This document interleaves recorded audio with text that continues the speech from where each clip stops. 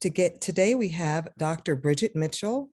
Dr. Mitchell has nearly 2 decades of experience in education and management. She has survived in diverse roles.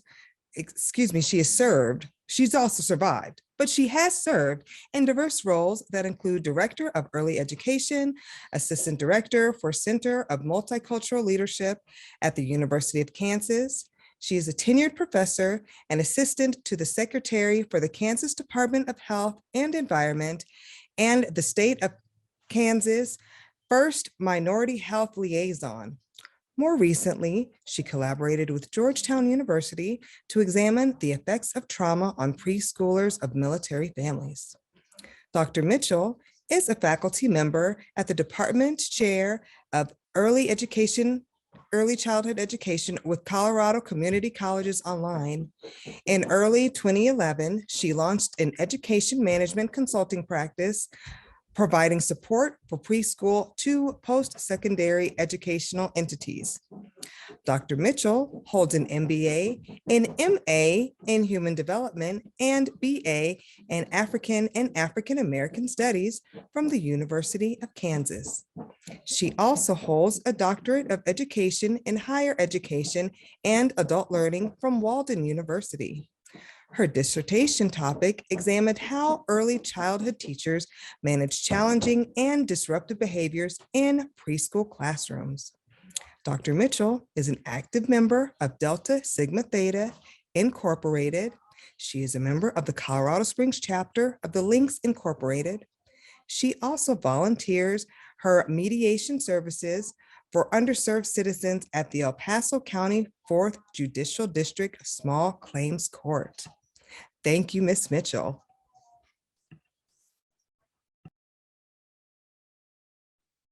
Thank you, and I appreciate that. Every time I hear my bio, I think, is that me? Yes, I have survived. So thank you. That was totally fitting for the conversation. Good evening, everyone. It is my absolute pleasure to be here today to talk to you a little bit about learning. Now, I know many of you are parents, and the topic of learning comes up quite often. We all have heard the homework challenges, and during COVID, parents, as surrogate teachers in your homes. So this is really a hot topic. But tonight, the focus is really on you.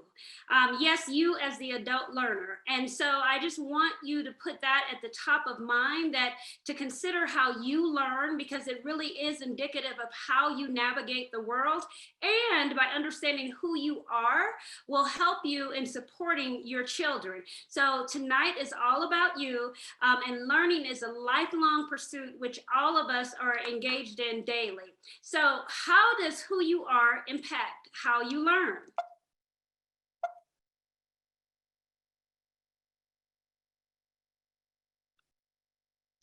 So tonight's learning objectives, you will understand the characteristics of who you are in relation to how you learn. And I need you to go with me. I want you to think about you. So I know all day you've had a really busy day and you've been thinking about everything but you. But we're really going to do a deep dive in who you are in relation to just, your style of learning and what the expectations around learning are. And so in doing so, we're going to explore culture, your temperament, your learning style, your conflict resolution style, and the stages of learning. And so in doing so, overall, we're going to consider the impact of knowing who you are. So who are you? So we all have our unique configuration and composition of experiences that make up who we are. So we all are born with certain characteristics. So for example, you can look at me and see that I'm an African-American woman, and I was born with that. So that may also give you some indication of what community I may have been born in. What are the cultural nuances of my community? And then it's also what you were born into. Who is your family? What church do you belong to? What neighborhood? What community? What city? And then learning is a combination, a composite of nature and nurture. So I want you to take your brains back to when you were in high school. I hope we all can remember that that I have to go a little far back, but remembering when you were in high school and you came up against those topics and you thought, I'm not interested in that. I don't get that. And maybe some of these are familiar: chemistry, calculus, physics. Anyone remember those, how you relate it to your learning experience? That is all based on how you were, how your environment impacted who you are. So what is culture? And so we often talk about culture, and we know that that is a really unique and strong dynamic which we all hold. And so culture is the integrated patterns of human behavior that includes our thoughts, communications, actions, customs, beliefs, values, and institutions of racial, ethnic, religious, and social groups. And now I hope when you look at culture, you see that it's much broader than just race and ethnicity. It is, you know, what did your grandma cook for on Sunday dinner? Your culture is indicative of the experiences that you've had throughout your life that were notable and shaped your lens, your unique perspective of the world. So just to really emphasize those cultural dynamics, I'm going to share just a little bit about my cultural dynamics. So I was born in the US. I'm African American.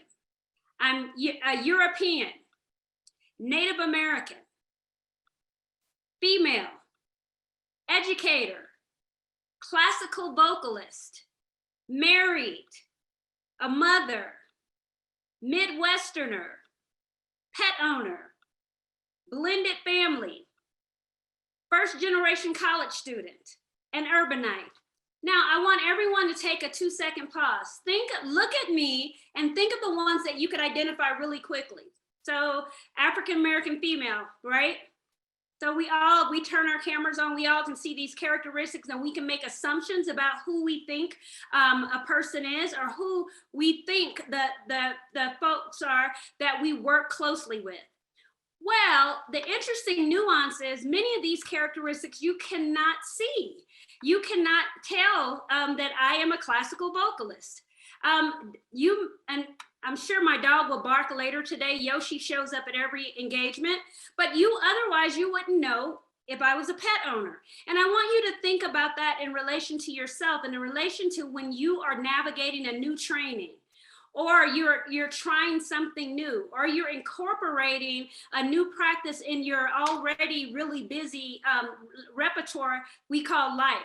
Think of those invisible elements that really do shape how you see the world. And for me, for education was a real high value in my family.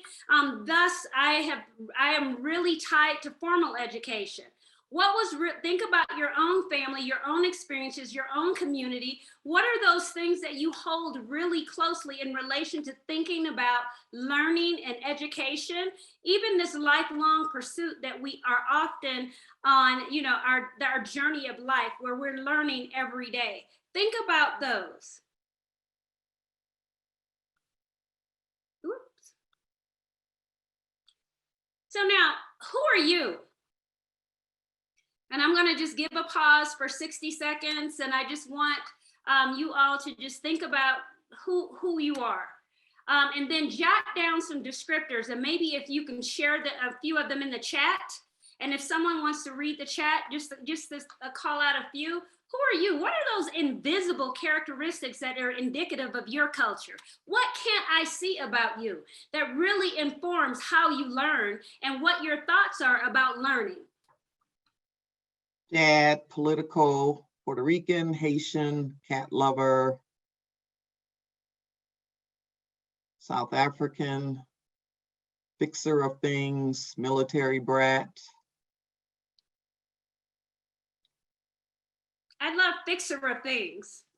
Home educator, veteran, single mom, advocate for my kids, special educator, homeless, Catholic, psychology major, multiple business owner, self-starter, Native American, accountant, English, Southern Belle, mother of twins, dancer, dietitian, delivery driver, Christian college educated, student, researcher, builder, foreign-born, naturalized citizen, immigrant, carpenter, caregiver, musician, artist, parents of special needs, artists, just to name a few.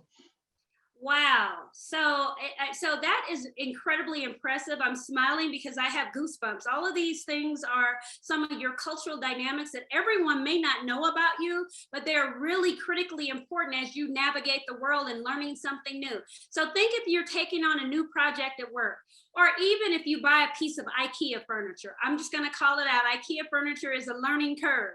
So think about how you learn and how you proceed and what is your lens and how do you prepare and what is your thought process in relation to learning. So now we are going to go to a quick breakout session and we're going to discuss just that. So in the breakout, what I would love for you all to do is to talk about how does your culture impact what you are passionate about? Meaning, how does your culture impact the things you want to learn, the things you want to try, the things you have tried? So think about who you are and every element of who you are, from the family that you were raised in, the community you were reared in, the church that supported you, all of those things that have framed your unique picture of your unique cultural picture that helps create the passion that you have for what you're really interested in. So can we go into breakout rooms now, and let's take if we could time it for 5 minutes, and then we'll come back and do a quick share out. Okay, I hope everyone had a really a great discussion. I would love to hear, how many groups that we have for breakout sessions? We had 5. Could someone just share, maybe just have a share outs of what people were saying?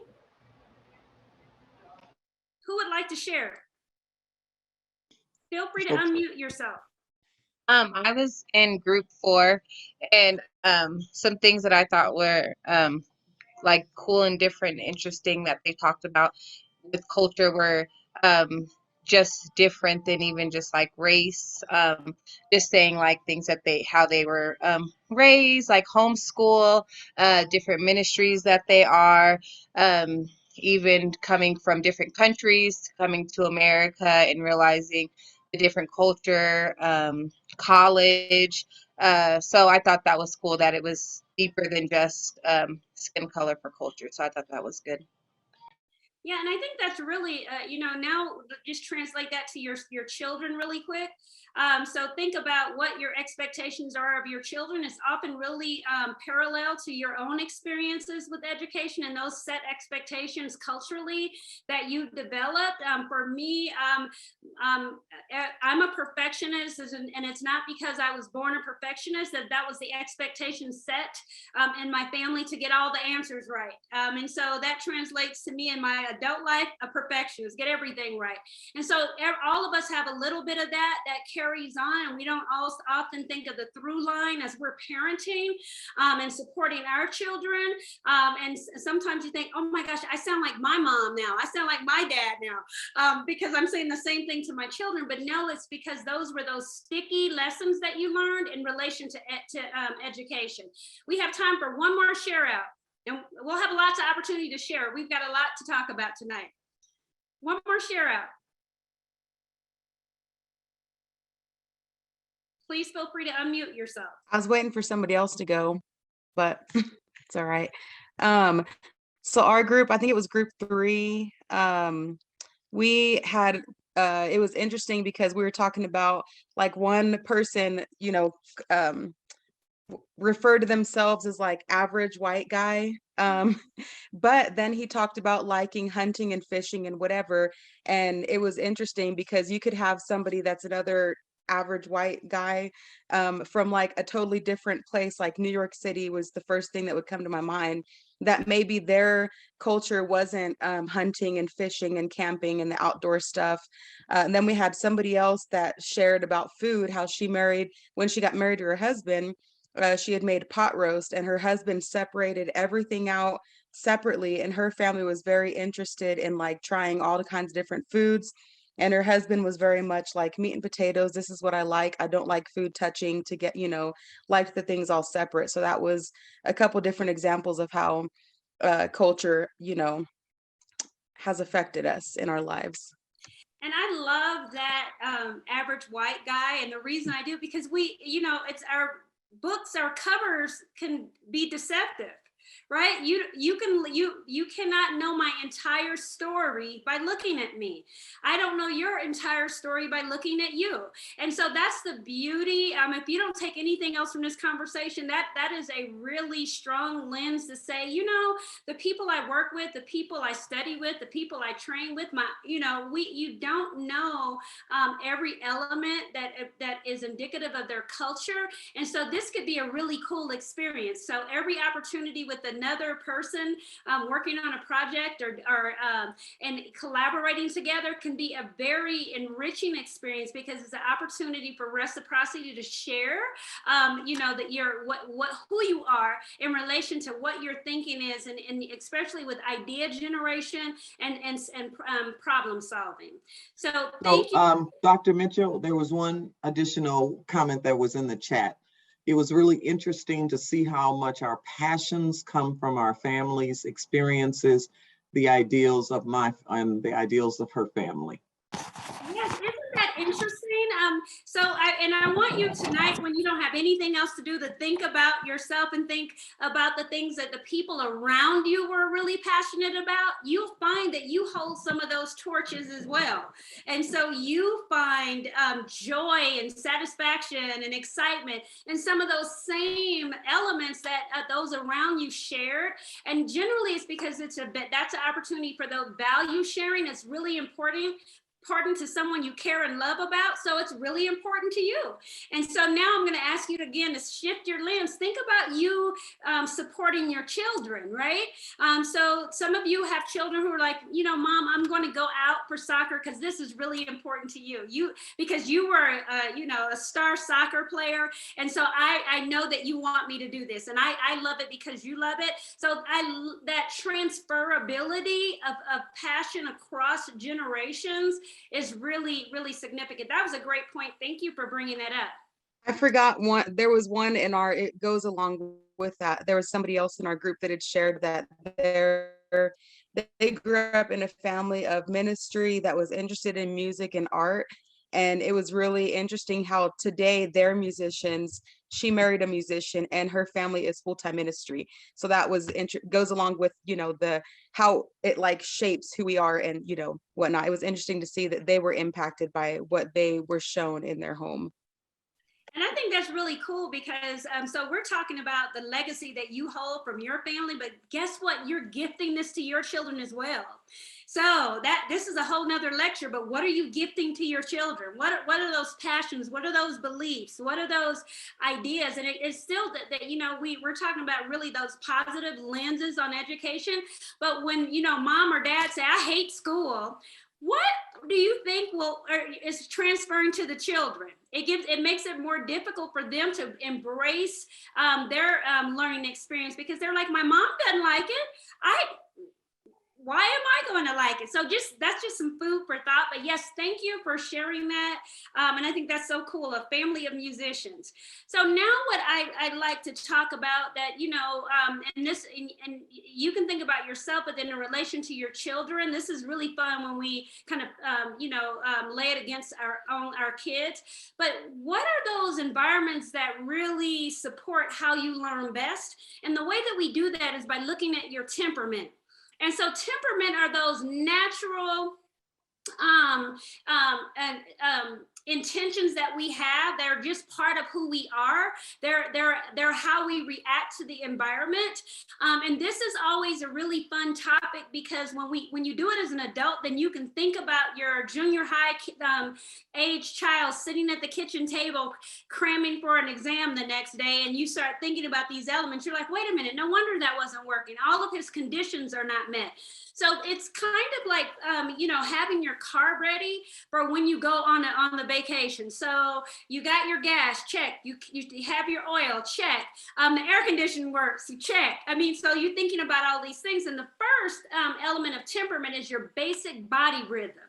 And for me, this is really, this is one of the most significant for me, because I'm always very high energy and on my game. But if I am hungry or sleepy, I am a different person. I cannot function. I can't think. I can't collaborate. I cannot participate. So think of yourself.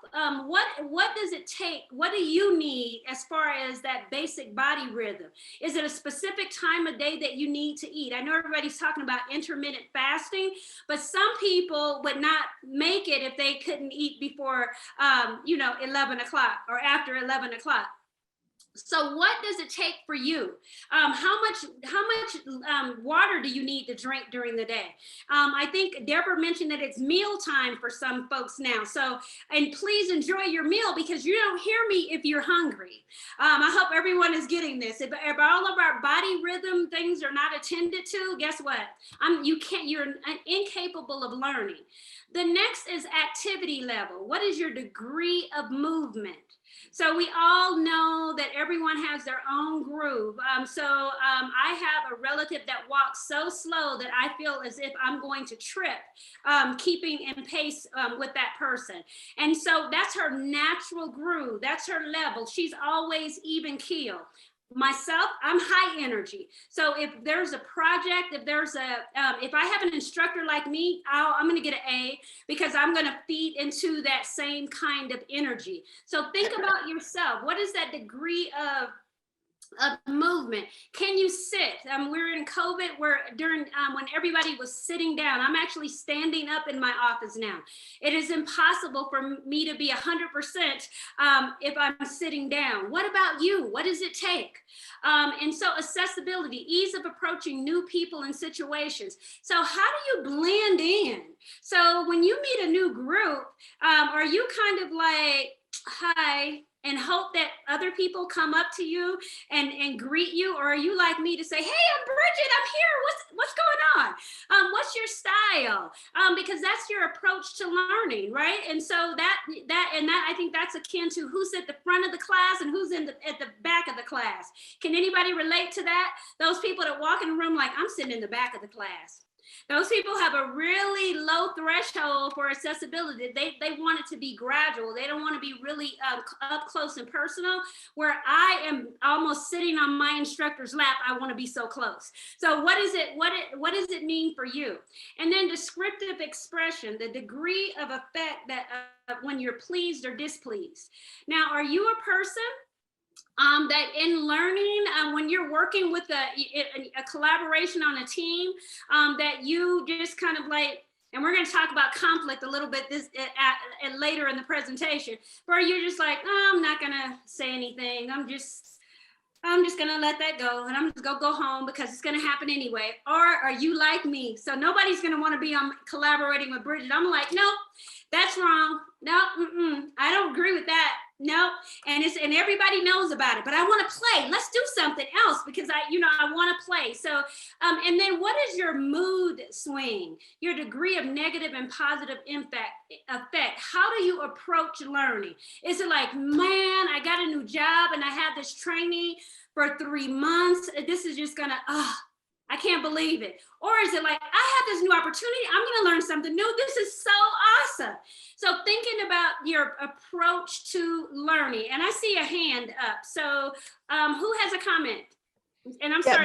There was, no, I didn't want to interrupt, but there was a question in the chat that said, what if both parents have opposite views? Opposite temperament?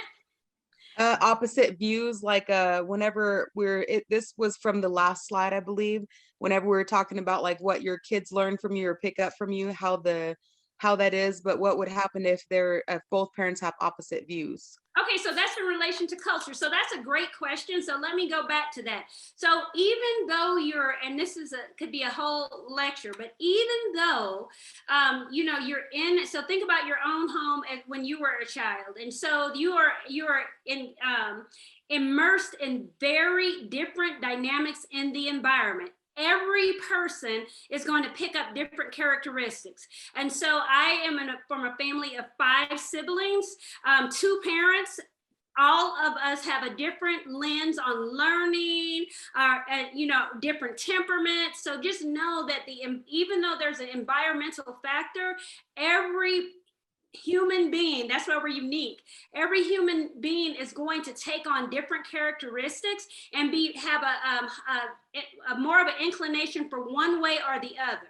And that is something that you can't pick. That's the interesting thing. So it's not like as if a child, you can say, you know what? I am going to be a perfectionist. You don't know.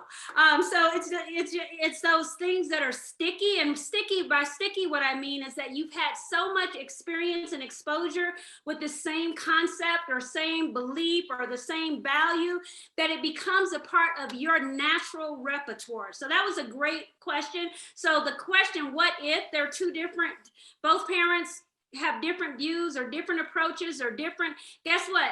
It depends on how many children you have, but some may be, veer more toward the dynamics of the father or more of the mother. And then you may have children that have none of that. That's really a primary trait, and it's all based on the environment. So any other question about that? Were there any questions about temperament?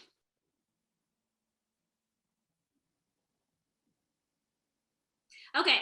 Well, temperament by far is for me the easiest one to align with your realistic experiences. And so you can actually, think about your parents, your kids, your siblings. Just think about cooking Thanksgiving dinner, and think about how everyone's groove goes. Temperament, you'll be in 2 seconds able to say, oh, Bridget should have had lunch before she came to the party because she's so weak, she can't talk to us. So thinking about that, and that's really important when you're thinking about your children, especially with I think later grade school, junior high and high school. Students have a lot more, the expectations are higher, and so we push them a little bit harder. It's important to acknowledge that these temperamental characteristics in doing so. So, and I think for this one, I'm gonna so you guys can just put in the chat using the temperamental characteristics that I shared, and I'll put them back up on the screen. What would be your ideal learning environment and why? Just what would be your ideal learning environment and why? So for me, my ideal learning environment is if I am in a really fast-paced, high-energy environment that allows me to say if I like it or not, and I can sit in front of the room. That's Bridget. And oh, by the way, I need to have had a great night's sleep the night before, and I need to have plenty of rest and food. So that's me. What for yourself? What would be your ideal learning environment? When are you on your game, and that you are really able to take in new information? And I'll put the characteristics back up. So if you could read the chat, if anyone just think about this. And you can even think about your children. What's the ideal learning environment?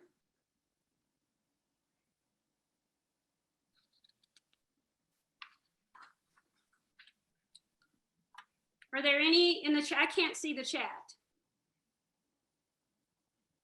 So there's actually doing it hands-on, making sure you've slept, quiet, active learning after 9 p.m. AM, directions, then hands-on. Some are quiet because they have a hard time focusing. Small group interactions, hands-on, visually see each step, active learning, discussion, mornings and something to occupy hands, quiet, self-working, fast-paced, task-oriented. actually doing it and not just thinking or talking about it. Adequate sleep, teacher who connects, adapts, and cares. Oh, I love that one. Well rested and a place to take time to explore, hands-on, outside self-discovery before lunch, a patient, creative, environmental, hands-on, self-paced small groups, interesting subject, tell me, show me how, and then let me do it, watching, then doing independent work, quiet and being able to see visually, full stomach, visual learning, auditory, kinetic, engaged. And it sounds like from those, so you guys are taking me to the next topic. What I'd love to do is to highlight, so think how often you've been in a learning experience and you've been able to give all of these criteria. You've been able to walk in there and say, hey, I need this to be high energy. I want to be engaged, cared about. So we often don't have the opportunity to articulate this in training scenarios, especially if it's for work. Like this actually is a training opportunity. So I heard a lot in that, but you often don't have the opportunity, nor do your kids. But one way for when supporting students, and I just want to call this out, I think it's really important when you're creating that space at home and thinking that the timing of homework, to consider these elements for your children. To, maybe you don't do homework until after dinner. I know many kids come right home and the mom is like, do your homework, I'm cooking dinner. Well, is that ideal? But every child is different, but this is a way that you could do kind of a quick assessment on if you're facilitating an ideal learning environment for your children also. So thank you for sharing that.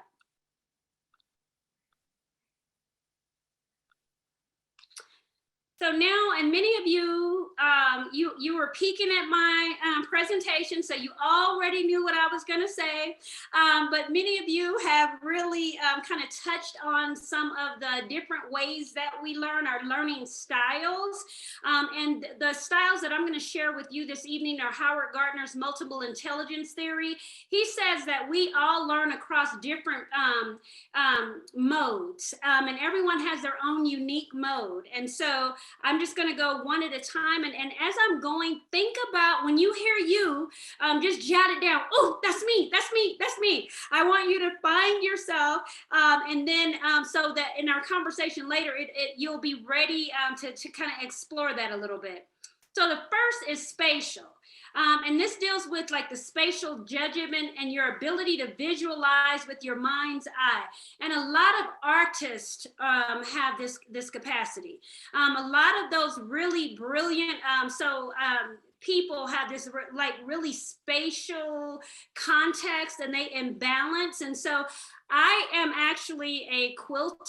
And so I balance, things have to be like in the right space and the right side. My primary intelligence isn't spatial, however, but I'm saying that to say we all have a little of each intelligence, but we have more, at least one that's really our go-to, the way we love to learn.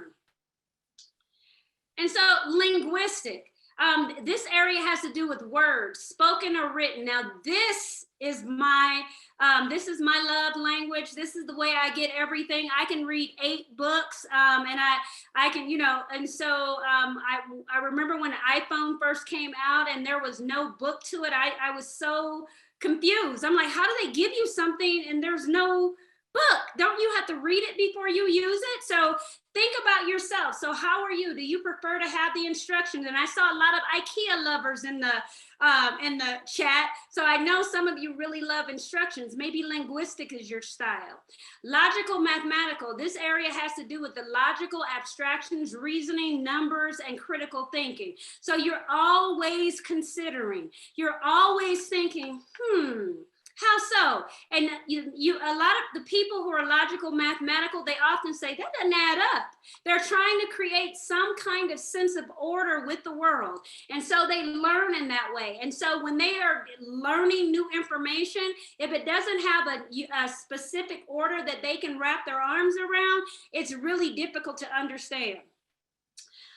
Bodily. the control of one's bodily emotions and the capacity to handle objects skillfully. Some of you were talking about that just really being like hands-on, wanting to do, wanting to try. One of the things that I've been, I look at YouTube, that's like my little hidden secret, and I'm just intrigued by the people who love those line dances, right? They can get them all, they can know them all. These people are really in tune with the space around them and how their body moves in relation to the space around them. Musical, sensitivity to sounds, rhythms, tones, and music. Someone in the chat, that musical family, there you go. That's your primary intelligence. That is the way that you receive information. This is one that we really look at. I know many of you have heard, when babies are born, play classical music. When you're doing some big project, play music, because for some people that really does ground them in the learning.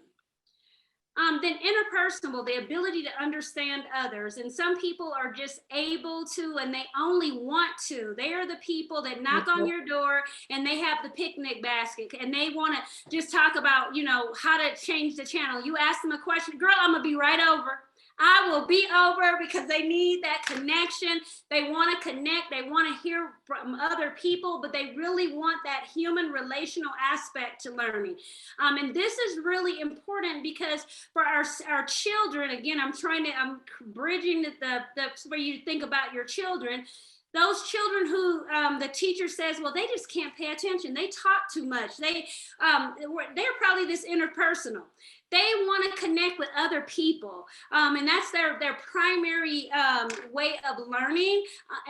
So I want you to understand that the learning environment does not support that way. So how do we give them opportunities to learn in the way that's best for them? Intrapersonal, introspective, and self-reflective. So this is those folks who do something and they go home and they journal it right away.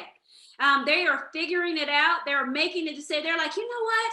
Today was a tough day, but my day is not going to be as tough because I have noted all the elements of my day to include the toughest part. I'm fixing that in my mind right now. And tomorrow, I'm going to redo that and I'm going to do it a different way. Those are those people that really can look into themselves for the answers to questions. Those are the students that are quiet and the teacher says that, they never raise their hand. I'm not sure they're prepared with the information. Well, they know the information. It's just they're not articulating. They're reflecting on the impact to them. How can they change? How can they make it happen? And again, please think about how you're supporting your children. So there's a question in the chat. What if my child has a hard time explaining what they need and how can I help? But their learning style is different than yours. What is going to be the best way to help them? So and I learned this as a mom too. So I'm a mom and I'm linguistic. So I learn everything with words and give me books. So if you give me a book, I've read it tomorrow. You shouldn't have given it to me. That's what you wanted me to do. And so I gave birth to one child, one little boy. And I expected him to have the same learning style. That was not his learning style. He was really more logical, mathematical. So all of the supports I was giving them, and bear with me, this little story will make sense. All the supports I were giving initially was from my lens. I need you to read it. I need you to memorize that. What are the spelling words? What is it? And it just wasn't working. And then, at one point I asked my child, well, what do you need to do this homework? Now, is that so simple? What do you need to do this homework? And then what I heard that he needed was, well, I had never given it to him. I've been giving him my groove. I've never given him what he needs to do his homework. So in that sense, just ask your child, what do they need? And then my favorite question is like, what will it take for you to complete your paper? What will it take for you to do this assignment? What will it take for you to prepare for your exam? Ask them open-ended questions so that you can get a feel for what their intelligence is. Now, so the opportunity here is that our school system is mostly set up on linguistics. So that's why I have so many degrees. That's the way I see the world. I just go through it. Okay, there's another one, done, done, done, done. but so the school classroom may not support that. So as an advocate for your children, once you identify that intelligence that is their primary intelligence, you can develop coping strategies with your child so that they are able to be more nimble in that more linguistic learning environment, which is school, which almost, that's just the standard for school, if that makes sense. For example, you may say, you know, soft music really supports my child during an exam. What will it take? Could we do that? What could, I mean, so you could offer up those strategies, and teachers now are more accommodating in relation to really individualizing learning for students. And so that's what I recommend. And I don't want to get too far down the hole because I love this stuff and I could give you supports all the time, but it's most often a whole family can have different intelligence styles. And so that's not uncommon.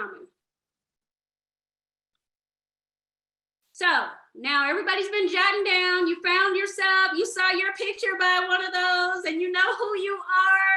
So what is your intelligence? I want to hear some of these intelligence. And is it okay for us to like just call them out? Would that work? I mean, can you raise your hand and then maybe one of the facilitators can call out?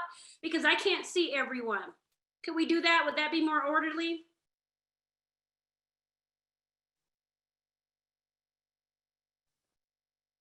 Will the facilitators call the names? So for me, I realize that I'm both interpersonal and very logical, mathematical. And I don't know how those two go together, but I'm very equal mix of both of those. So I mean, thank you for saying that. That's why my first one, I said, hey, I have a little bit of all of them. I have a little bit of all of them. But for the intelligence, what we try to do is find the one that you tend to go to most often. It's like your go-to is already in your backpack. You don't have to think about it. This is the way you take in the world. And so if you're interpersonal, that means that you're always knocking on somebody's door, calling them on the phone. You're ready to collaborate. You love group things. And then if you're logical, mathematical, then you're always looking at problems really critically, sorting out the challenges and aligning what the opportunities are. So you can think about yourself in that way, but we all have a little bit of everything. And in different situations, we may bring it out. So I'm a classical vocalist, so musical, yes, I have that. And there's times when that is all over me. That I can't get it away from it. And so just know that, but then also know that about your children as well. Okay. Any others? If facilitators, again, if you can see the full screen, I cannot see the group. Are there any more hands raised? There's some in the chat. So Diana Wyman said logical, mathematical. Elizabeth Weber says interpersonal. And then another, Angela mentioned that if you're trying to figure out your kids, what do they have to, if you're trying to figure out your kids, what do they choose to do when they're having free time? Listen to music, play basketball, pretend they're a teacher and talk. So that could be ways to help. I think that's what she's saying anyways. That's ways to kind of help figure out what your kids, style is. And then that's a great point. And I think if we observe our children, they give us cues every day, but the school system is organized in a specific structure. So we often lead the conversation based on what the expectations are at school. But that is a great example. What or do you see that is really fulfilling for your children, even when they're completing? So for my son was looking at Legos, he could build these incredible things. Now that's like complex. You can do your homework if you can do this big thing, right? Hi, And so Mary. it was a cue, right? How you doing today? I'm good, and you? Hanging in there, girl. Good. Oh, that's Deborah. So are there any Yes, other, I muted her. Yeah, but there's I think that's the beauty of this work is that when you're looking at learning, and that's why I said it's all about you. But you all are here listening to this because you want to support your kids. Just observe, just watch. Or do you have kids that are trying to help you cook dinner?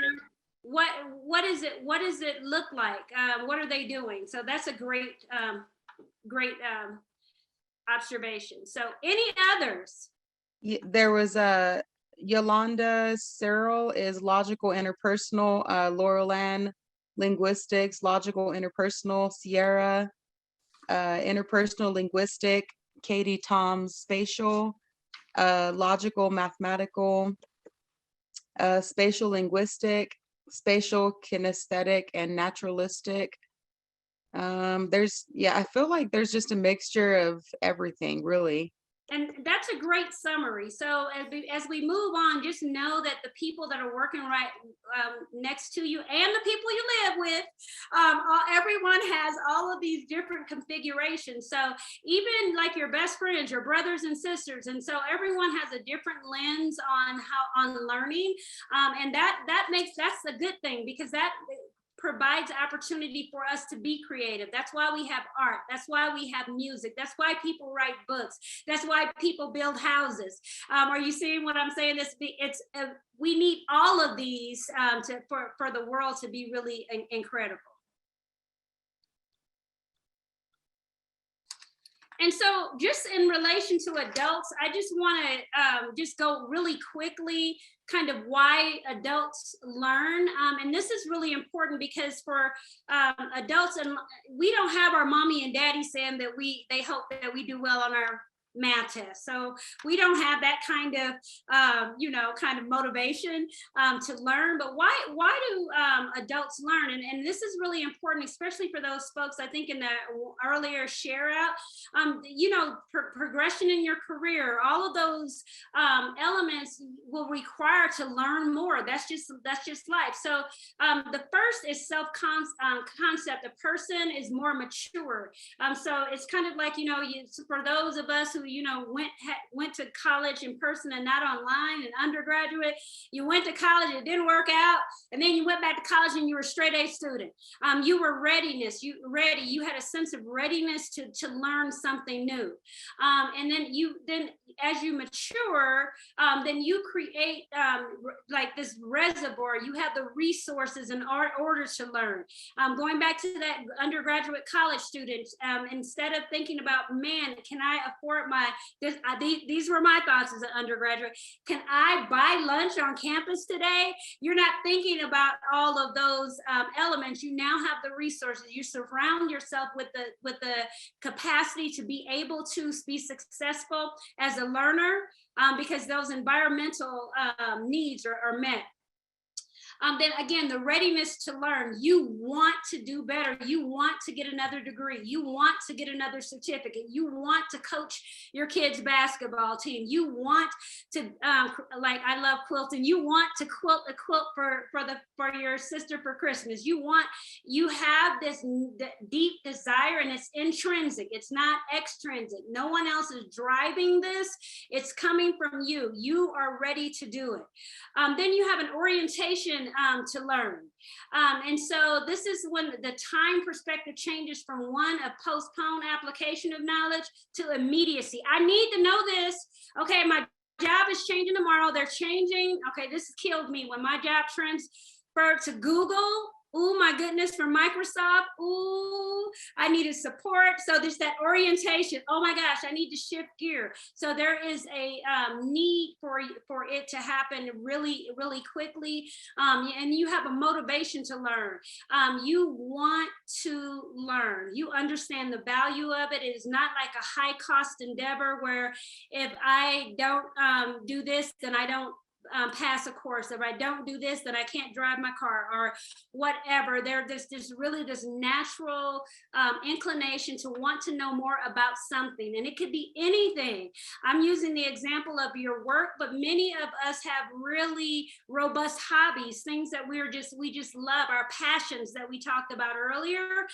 So as an adult, this is what, kind of refines it. I was listening to someone and they said, when I was in high school, I could not learn math, but now I'm able to change the motor of a car, and I don't get how I can do that. None of that stuff made sense to me. And it's like, no, you're an adult learner. You've lived more life. You're doing this for you now. It's not for anyone else. So that's just a notable element for us to know as adults learning. So how do adults learn? Adults need to be involved in the planning and evaluation of the instruction. So you learn best when you have input on what you're going to learn. So many of us still really struggle on those mandated learning. So anybody ever done like the security thing on their computer at work, and it gives you this prompt every time you open your email? You haven't completed a security training. You haven't completed the security training.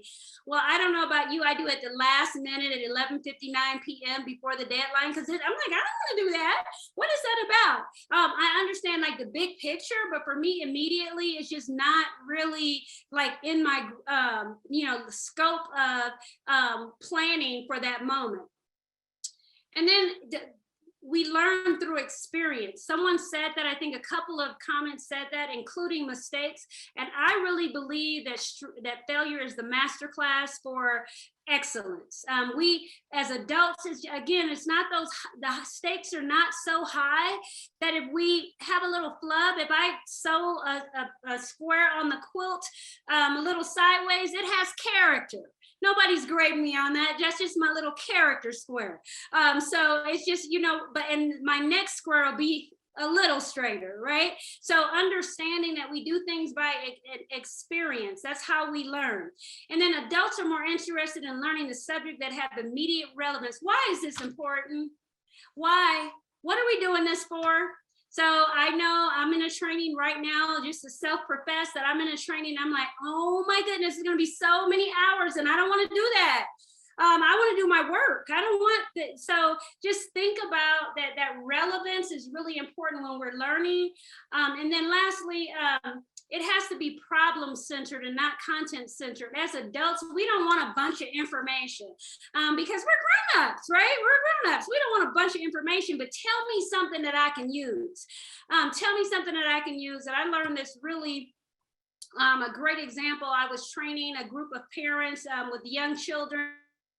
And we have something called a little choke tube that we give out to new parents so they can put small objects in to make sure that objects aren't too small and they can get so no choking hazards in the house.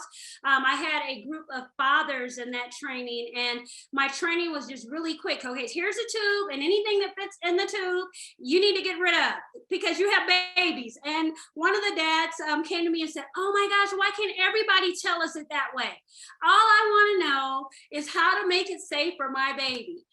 So really that was, even though that was solving a problem, but just going right to the heart of it. What do I need to know so I can improve the quality of life for myself and my family? So that's really important for us to understand as we're thinking about how we learn as adults. So what do you think is most important about how adults learn? And then I just want you to shift a little bit and think about, like, so if adults need all of this stuff, if I need relevance, if I need all of these elements, what do our kids need? What do our kids need? Could there be a parallel between some of the supports we provide for our children? Can we give them the why of the lesson, the why of the activity, the why of the learning? Can we connect the dots for them? Can we give them opportunities to have really meaningful experiences with the content and the information? And can we gift them with the love of learning? And so those are all like rhetorical questions, but I want you to think about it as you think about for yourself. And you heard my examples. I do this for a living, and I still have the same inclinations when I hear about a new training. I'm like, oh no, what is it about? Well, do I need that? Who said I needed it? So I go through the same, questions for myself in discerning whether or not this is worthwhile for me. So in thinking about what's worthwhile for you, it also consider your children. So again, let's do it in the chat. What do you think is most important about how adults learn and why? And facilitators, can you see the screen with everyone on there? Are you able to see all the participants? Yes. So then maybe that if they could raise their hands, they can just open up the mic. That may be more fluid. But if a facilitator could facilitate it. And parents, if you don't raise your hand, you know I'll pick on you. So Kathy McIntosh, what do you think? I was typing, sorry. So for me, it's probably relevance. That's what I see the most often. If you don't understand why it matters, if you don't care, then you don't remember even if you were there. Yes, I mean that, and I think I love that. Air quotes, if you don't care.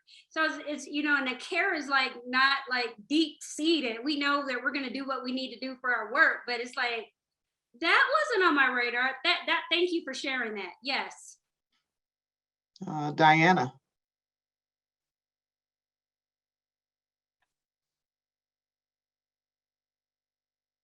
Okay, I unmuted. I think that you have to care, but some amount of interest is there. Sometimes my learning is like that, open the box and I have to put it all together. And so I'm going to learn how to do it right now because I need to, not because I am interested in it, but I need to get something accomplished.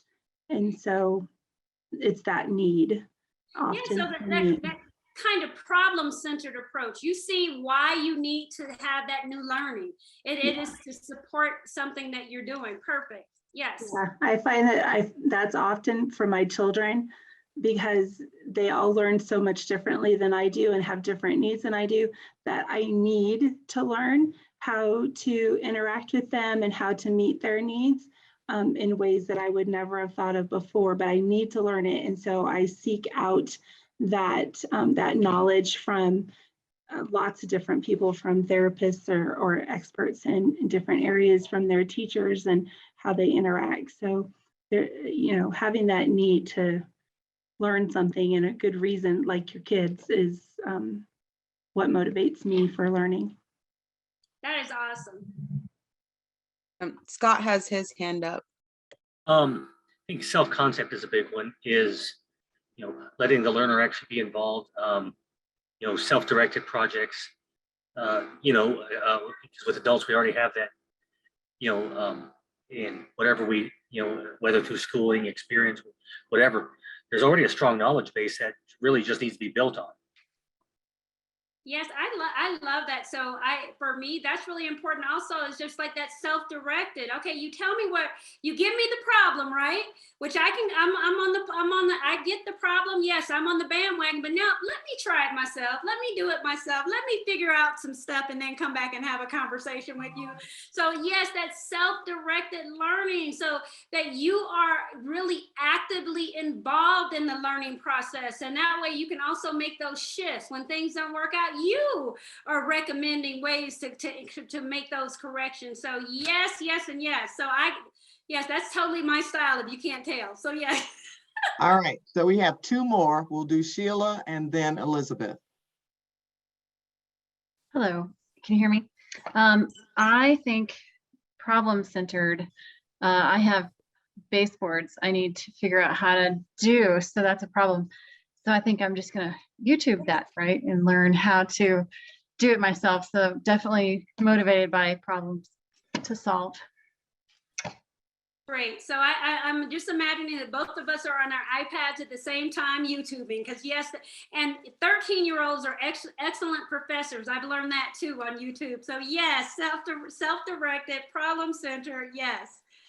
One more. So for me, it's kind of already been talked about, but I definitely relate to, I need the experience. If I'm learning something new, it's because I need to learn it. I've never done it before. So I definitely like that hands-on experience. I actually thrive on making mistakes because then I'm able to correct it and fix it. And practice doesn't make perfect, but it definitely makes better. That's my saying, and I love it. Yeah, and I think that's it, as learners, because the biggest thing that we learn every day is just living, right? And so we know that's a natural process. Every morning we're going to get up and make mistakes. They're not necessarily negative, though. Those are those self-correcting opportunities that make our lives better. So yes, and so adults naturally seek out those opportunities. So thank you for raising that point.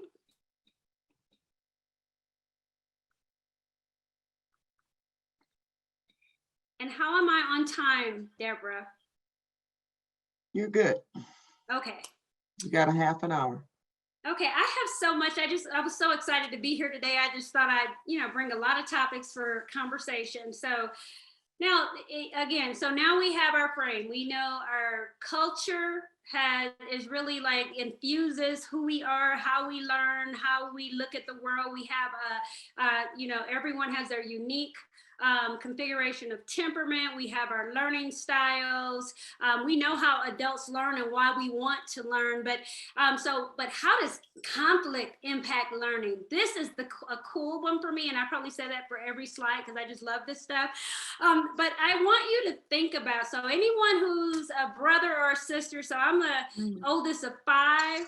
And this, when I look at this thing, I just see my brothers and sisters' faces all over it. Or if you're working with a team project at work, or if you're collaborating with something with the PTA, or you're working with something at your church, I want you to think about conflict impacting learning. And it really does tie back to the element of those kind of like those mistakes and that experience and those tries, right? Because we don't get anything right the first time. And if we do it a second time, even if we thought it was right, we can do it better, right? And so thinking of that, I think it's really important for us to think about. So as we join in these conversations of creation, who are we, and what is our natural conflict style? And so I'm going to go over these, and I'm going to just really talk about each in relation to maybe a project. So think of this. So you're in your backyard and somebody says, and this happens to us, but all these things didn't happen. I just, just thought all the personalities, all these could happen. Someone says, wouldn't it be great to have a picnic in our cul-de-sac? Ooh, that sounds so good. So wouldn't it be so much fun to have a picnic in our cul-de-sac? So think about it. What would happen? What do you need in a picnic for a picnic in your cul-de-sac? What would be some of the things? I just want you to think through. I was thinking, so who's going to do the menu? Whose yard is it? Who's going to move their cars? I'm thinking of all these little technical things. Who's going to send the invitations? Who's going to do all of these things? And then I just saw the faces of my neighbors thinking, I'm going to be working with all of them. And I realized, wow, that's going to be really interesting. So the first, like a competing person, this would be me. I hate to say this. I hate that I'm in that gold square, but if you can't tell the big, beautiful list that I created, I'm in it to win it.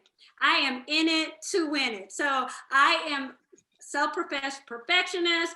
That is my natural inclination in groups. If Deborah knows this, if I'm in a group and they say, who has an idea? I do. So I'm always I'm that girl. I am that girl. So I'm that girl. And so for me, I'm always going to be trying to make it exceptional. And there's nothing less than exceptional. And so I'm always like competing. So that is that competing conflict style. So competing does not mean negative.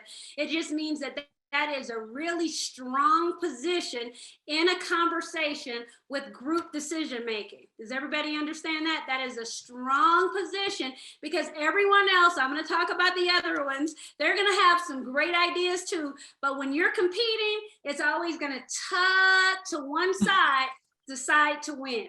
Okay. Then on the exact polar opposite of that is the avoider. That's the person who's like, yeah, they're never going to do that. And you know what? I'm not even getting in the conversation. And yeah, they sign me up for something, but watch and see whether I do it. They're the person that is going to stick us in the mud. So we are not, I mean, everything is going to be stopped. They're going to be looked at as a key contributor, but they're going to hold up progress. So are you guys putting pictures in your head of people you know that are like this, and think of them just you planning your barbecue on your cul-de-sac? Then you have those people who are like accommodating. Those are the people that say, well, you know, Bridget wants it perfect, and Mr. Avoiding, he doesn't want to do it at all. Maybe they're onto something. Maybe we could do both. Maybe we can make it happen and not make it happen. That is the accommodating role. They're always in the middle. They're not making a clear decision. So when you're learning, think about accommodating. What do you buy into? What do you not buy into? What are you, how does it feel? So are you planning something with a group and you're learning something new and you're always just kind of, they call this person wishy-washy. Anybody ever heard that? Wishy-washy, because they could be competing or avoiding on a good day. They're just kind of just going with the flow. Then we have a person that is compromising. So this person is saying, you know, Bridget wants to invite the president of the United States to the barbecue, and the, you know, Mr. Avoiding doesn't want to let anyone off our block come. So maybe, you know, and accommodating was saying we should do one or the other. But what I'm thinking is we should find something in the middle. We should invite Deborah. That's who we should invite to this party, because that's the middle ground for this party. And compromising is actually really a solid perspective when you're learning, because you can sort out kind of like what you buy into and what you don't buy into, but you get both the equal kind of thinking through, and you're able to find some space for your learning, where accommodating is just back and forth. They get stuck quite often. But now ideal, and notice this, that I'm not in the ideal. I can't believe I'm not ideal. Remember, I'm a perfectionist. The ideal is collaborating. And so the goal is to find a win-win solution. So because I'm going to this training and because I'm learning this new security procedure, you know what? I could apply this information to when we're planning the barbecue. Yes, this makes sense. I want to learn something new. So all of us have those natural tendencies in a group dynamic, and we all have a little bit in ourselves depending on what audience. So as the instructor, if you let me lead anything, I'm probably competing. I don't know why, but I'm probably competing. If I'm just joining something, I'm between compromising and collaborating. And so just think about yourself. And so on the scale, you go from unassertive to assertive. And remember, thinking about your styles and your temperament, I'll kind of lay those on top of that. And then you go from uncooperative to cooperative. And if you notice, competing and avoiding, they can very well be uncooperative. Are you all seeing that on the thing? So those people who are just against it and really for it, sometimes those are not the ideal positions and learning or working a part of the group. And so I'm just going to make this more relevant, tie it a little closely to learning. So if I am trying to graduate, I am competing. I am going to get all the credits to graduate. I'm sorry. If you're my son is always kind of like accommodating. Yeah, I'm gonna do these classes. Maybe I do some of those classes, or maybe if I'm collaborating, in education, that maybe I can find things that are, not only am I going to graduate with the idea, with what I was really interested in, but I also may find another interest. I may have a double major. Avoiding, I dropped out of school. Compromising means I am just going to get the minimum GPA so I can get out of here. You all guys can understand each of those dynamics. So just know that when for your learning. So I am going to open up for our next question. So what is your go-to conflict resolution style and why? And then what is your style under pressure? And my style under pressure, by the way, which is not uncommon because I'm competing, my style under pressure is voiding. I'm just gonna walk away because they won't let me do what I wanna do. I'm gonna try another party on another block. So think about your style. So Deborah, are you able to see everyone? And maybe we could, do the hand raise again. What is your go-to conflict resolution style and why? People are putting some stuff in the chat. Okay. Avoiding, competing.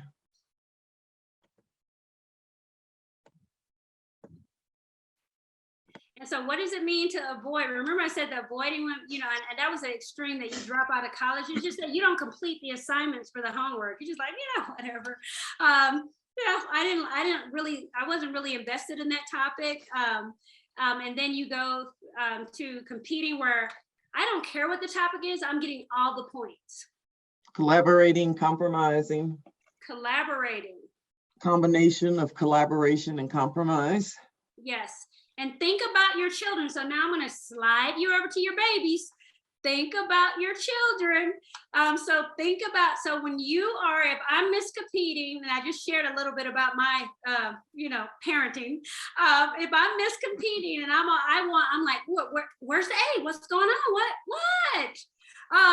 So how do I support my child who is kind of like that in that collaboration piece?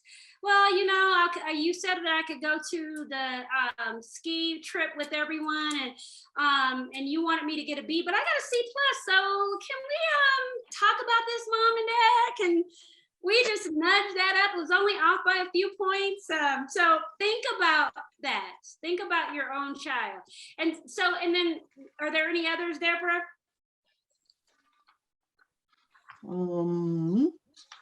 Competing and compromising, accommodating, conquering. Ooh, that's over competing. That's a good one. With my family competing, but it's cultural, that what my family of origin was like, and now I find myself competing with my boys, and we all hate it. Yeah, oh, that was a beautiful example. So now are you seeing the linkage between that culture?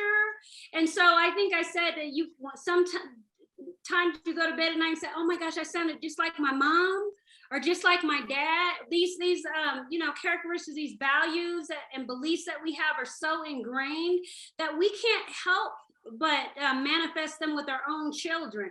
But the great news is when you have an awareness, you can shift.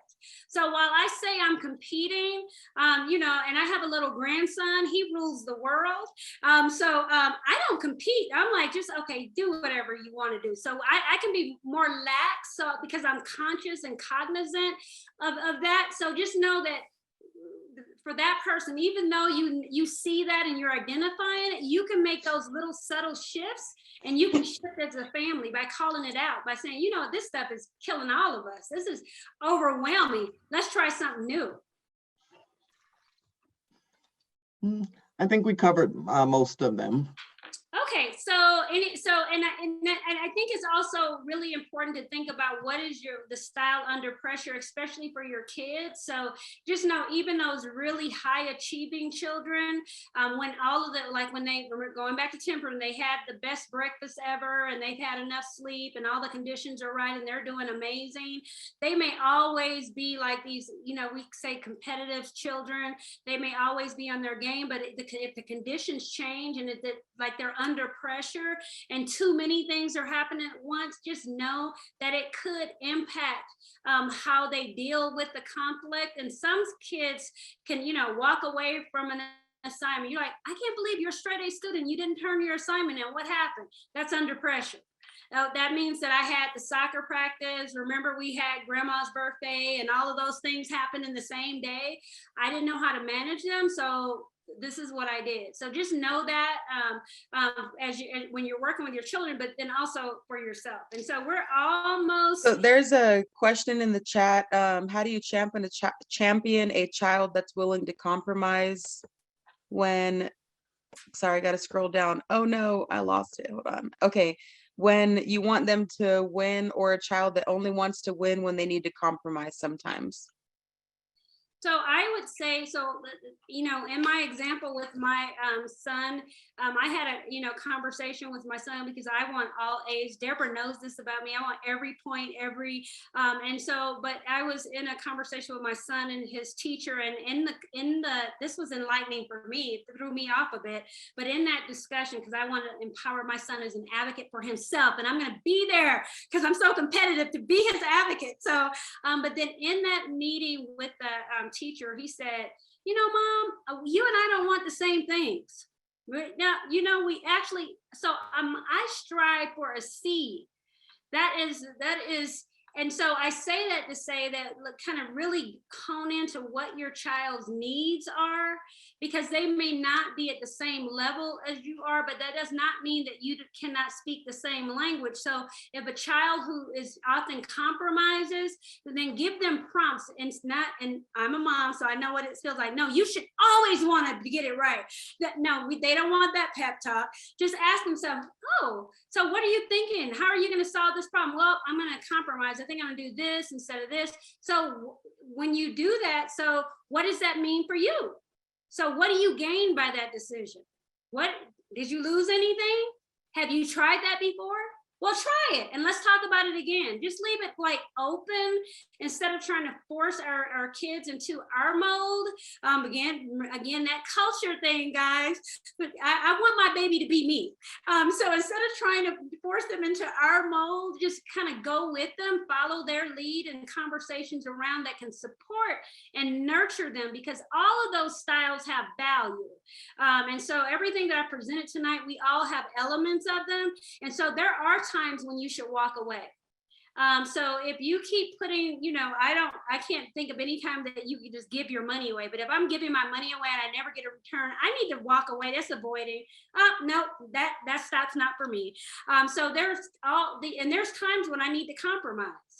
So there are times to accommodate. So just know that we all have those, and we don't need to force our children in a mold, but just support them in thinking through so they can see the pros and cons and the what ifs. And don't be surprised if your children are like my son, and they're willing to that trade off. That A was not intrinsically motivated, but a C was, because I can still get my video games. So, it's just, all kids have different motivations.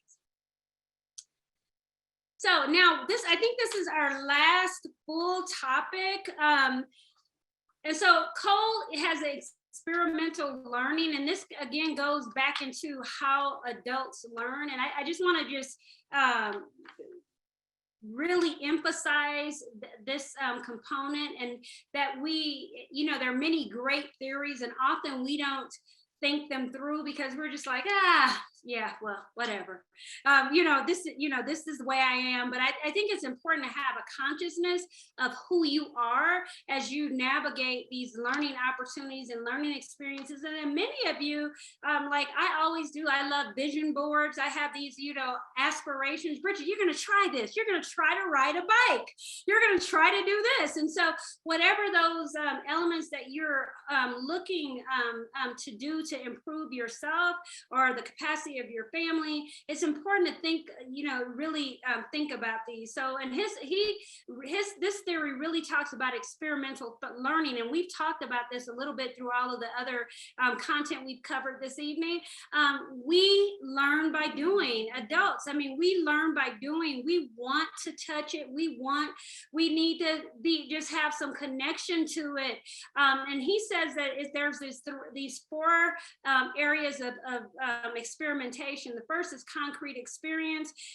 And this is when the learner encounters a concrete experience, something new, or a reinterpretation of existing experience with new information. That's kind of like that example I had with the iPhone. One year, my family thought they were so gee whiz, they were going to get me a new phone. Well, Bridget, even though I'm a perfectionist, I like things to stay the same. So I was so thrown off by that, a new phone. I'm like, what do I do? How do I turn it on? What button do I push? I mean, so it's just like, I had to just shift my thinking for this concrete experience to really think about kind of what it was, why this experience was like moving me. And concrete experience, if you look at this diagram, it really is linked to the feeling, the accommodating diverging section. So that feeling. And so I was feeling overwhelmed. I was feeling as if I was unable to learn or accomplish this new goal.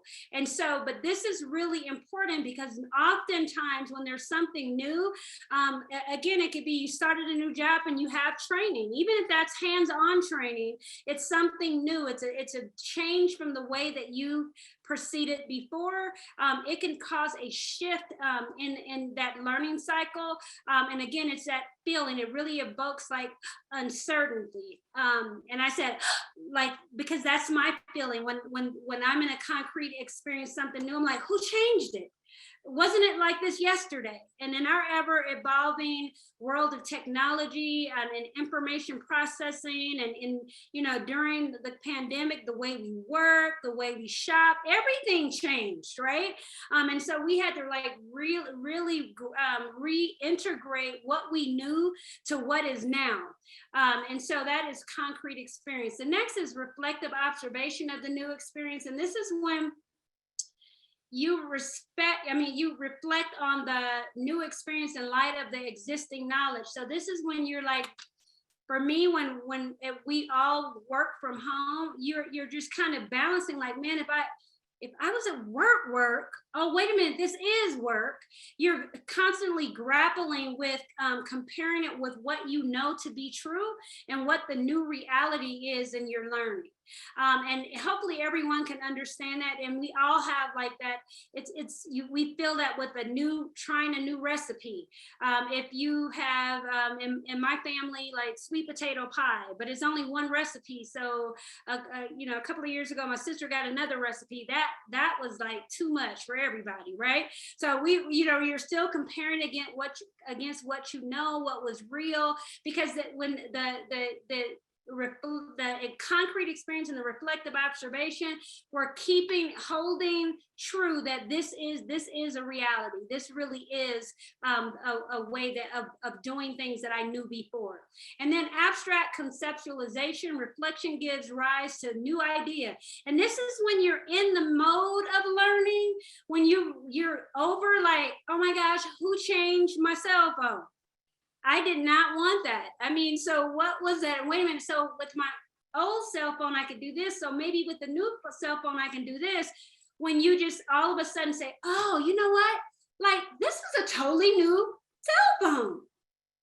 And there's all new things to do.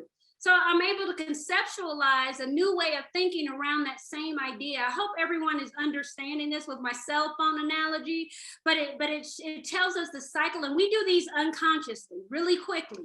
We can just go through them really quickly, but when you stop and, for me, the abstract conceptualization, it took a while because I'm still looking, where's my cute phone cover? What and who did this? Okay, and so just that is what happens when when there's new information in your learning cycle. And then lastly, the active experimentation. And this is when you create or modify concepts during that experimentation. Is like the learner applies the ideas to the world around them. So guess what? Now I know a new trick with my iPad because I figured out the new iPhone. Is everybody with me? So that whole cycle from who changed my phone. So guess what? Now I'm brilliant. I can help everybody. You got an iPad? Let me show you. And so we go through this cycle, and now I'm going to shift as I did before. Think about your kids learning something new. This happens every semester, right? So you know, English 1 ends, and now we're in English 2. And we think that we have these like really natural connections between English 1 and 2, but to your child, it's like, the book is new. Why don't I have a notebook like I did before? What is happening? And mid-semester is when they get the realization. It takes this long sometimes, right? And we often ask our kids, hey, you got to get with it for these, because the semester is almost over. And then the week before, the child is like, oh my goodness, I figured it out. Well, I can't tell by all those quizzes you had this semester, but that's all right. I'm going to get an A on the final. That is because this whole cycle of learning is always ever present. So any questions about that? I think this one would be a good breakout. So. Okay, so we are going, as long as we have time. We have time.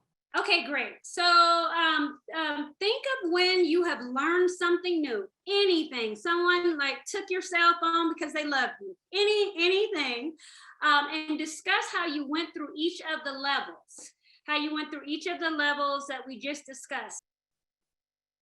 All right, welcome back, everyone. So I am going to just pick one person in each group to give us one highlight that was discussed. So Group 1, Lisa Furlong. One highlight. Sorry, I was negotiating something with my son at the moment. So we're supposed to share something that we learned. From the breakout that you just had, one highlight from that.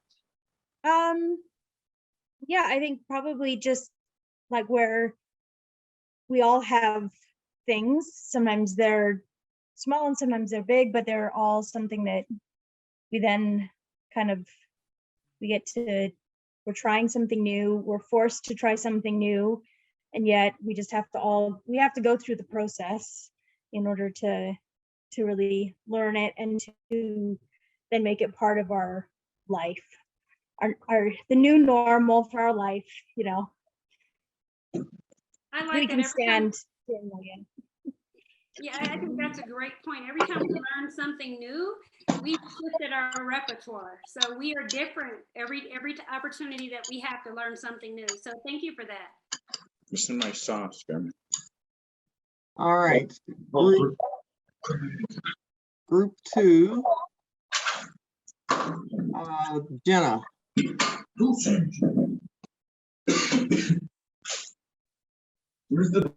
Group 2, Jenna. All right, let's see. Group 2, Susan Mojo. Can you guys hear me? Yes. All right, I'm on my cell phone.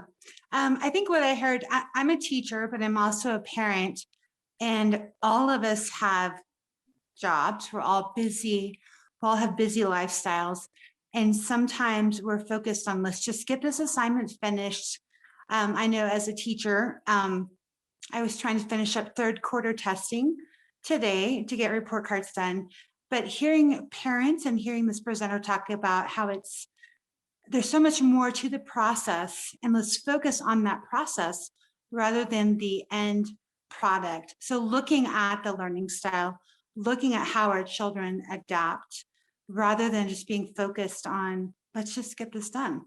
So as a teacher and as a parent, it was a good reminder for me, because our lives are busy, and to focus on that process rather than the end product. Okay. And All I think right. that's great because when we can do that, we can see more wins for children. Yes. Even for ourselves, we have a lot more celebrations when we're looking at learning as just a natural process that we're all going through, and that we will go through it, and we're at just different points of that continuum. So yes, thank you for raising that. All right, group 3, Autumn. One thing I really picked up from our group is the biggest example given was learning a craft machine called a Cricut, and how she prefers to learn watching all the videos instead of reading the instructions, and how there was an overlook, and if the first time it was done the wrong way, but then she was able to correct it and do it the right way. And we discussed how failure is actually the best teacher, because when you do something and you don't do it right, when you fix it and do it correctly, you never forget. So you basically are an expert from then on. Awesome. And I am a Cricut owner, so I totally get it. That was a great reference for me because yes, YouTube videos and, being online, but yes, you're right. So I love that you just do something that ought to be really fun and enjoyable. We still have that learning process with it. And so I think that anytime we pick up a hobby or a craft, or it's the same process if we were training for a profession or preparing to cook a specific menu item. It's the same process. So thank you. And kudos to the Cricut lovers. All right, group 4, Roloff.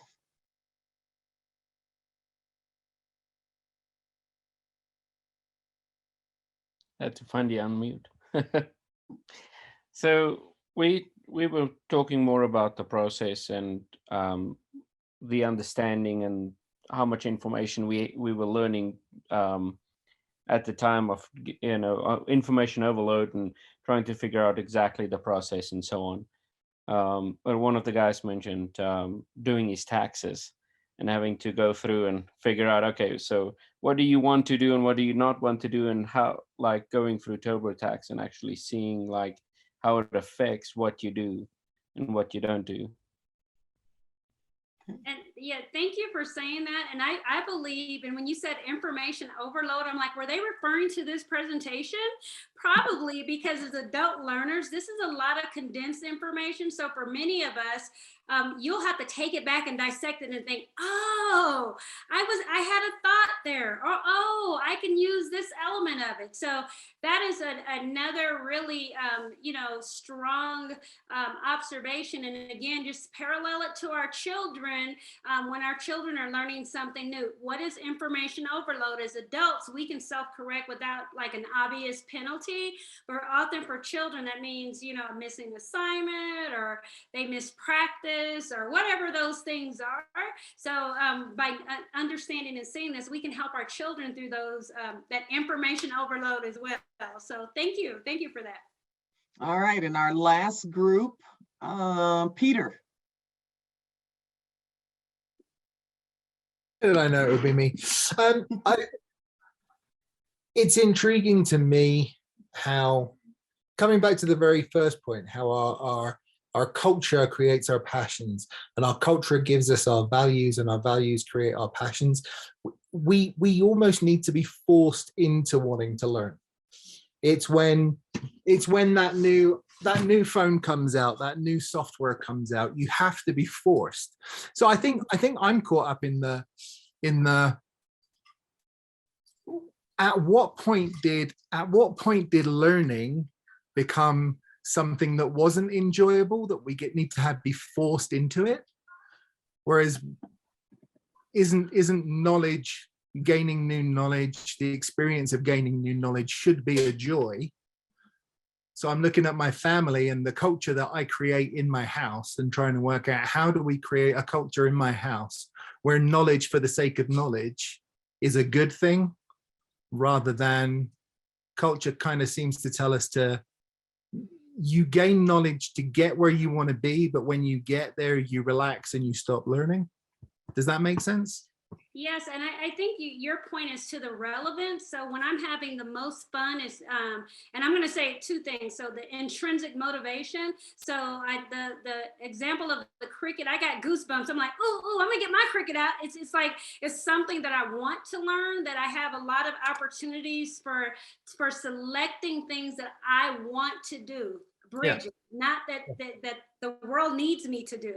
That's the first thing. I think when you're setting those your own culture of your home for learning, provide opportunities based on the interest of your kids. What do they like to do? What, so that those things will be there. But then I think the other caveat is relevant. So now that I have it, what can I do with it? And that's true for every age group. You're like, if you can look at a 2-year-old and you show them something and they're like, well, no, because really I want to do this because that had more relevance to me.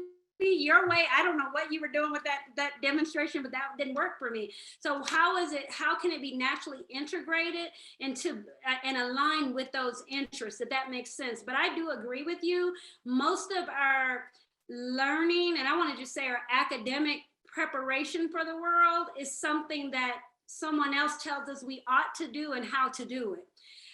As opposed to this natural discovery pathway that would feel more comfortable to many of us. So I would say for your home, just really try to align interests. Ask your kids what they want to do. Are there ways of learning that can get you to the same outcome? Can I learn calculus more ways than just getting a calculus book and working all the problems? The answer is yes. So what are those pathways that may interest, your child or yourself before you embark on a learning opportunity? But that's a great point. Very cool. All right, Dr. Mitchell, you have about 3 minutes. Oh, who took all my time away? I don't know what happened. So, okay. So this last is a really quick wrap up. I hope with this conversation this evening, what you learned is there's a lot of different lenses that we can position ourselves from to look at learning and how we learn, and then and how we integrate these concepts into our everyday lives. So in this conversation, I tried to give you not only applicable examples like my real life issues, I'm a computer, real life examples, but then also a way for you to also kind of like look at your children in a way and supporting their learning as well. And so I believe that the impact of self-awareness is powerful, and it is the precipice of all learning opportunities, because when you know who you are, how you are, what you like to learn, and why you want to learn it, the sky is the limit. You can pretty much do anything and accomplish anything. So the benefits of knowing who you are will really create focus on your future goals. And yes, we as adults have future goals. And those goals do not need to be like, I want to be the CEO of a corporation. The goal could be, I want to change a tire this year. I want to bake my favorite cookies this year. It could be so simple, but it provides focus so that you can be future oriented.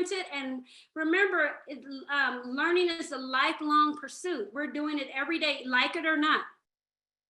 And then, but knowing who you are leverages your capacity. We talked about that passion.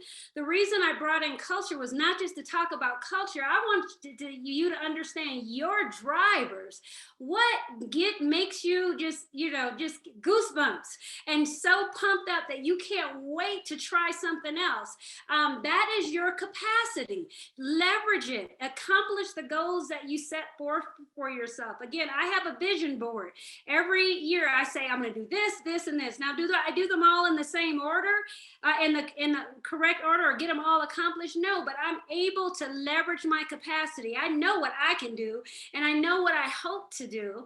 And then efficacy. You are able to accomplish those goals. So learning has an end game. Learning how to change a tire means that I can drive to the movies. That's my little girl in me, my teenager in me. If I could change this tire, I can go to the movie. So just know that it has an end game. There's a benefit from this learning experience. And sometimes, to the last point, that it may be more extrinsically motivated, maybe, you know, overarching from some other person needing you to do it. But most often, if you really dig deep, you'll find that it is gratifying for you, and it supports your own internal need. And then if you don't learn anything else, and I've said this, I guess I gave you another, you don't learn anything else. So this is the second thing, if you want to learn something else, is that transferability, supporting others. And if you notice throughout this conversation, while it was specific to adults learning, think about your children, think about the conversations, think about the learning environments you create, think about the support you provide. What do your kids need to be learners, to have that love of learning, and to feel that genuine support around whatever they learn, not how much they learn, but whatever they learn. So you can create that by understanding just these critical concepts of learning. And so I want to leave you all today. This is one of my favorite quotes: create your own reality. And if you're a reader, Xander and Xander is the book, The Art of Possibilities. But that's my favorite saying in the entire book: create your own reality. I can learn, I will learn, and I'm going to learn what I want to learn. So you can create those frames for yourself, because we are always immersed in this beautiful, like, look, experiment called life. And in this experiment, we have the opportunity to learn and grow together. So that's all I have for you this evening. And thank you. And, you know, are there any questions or final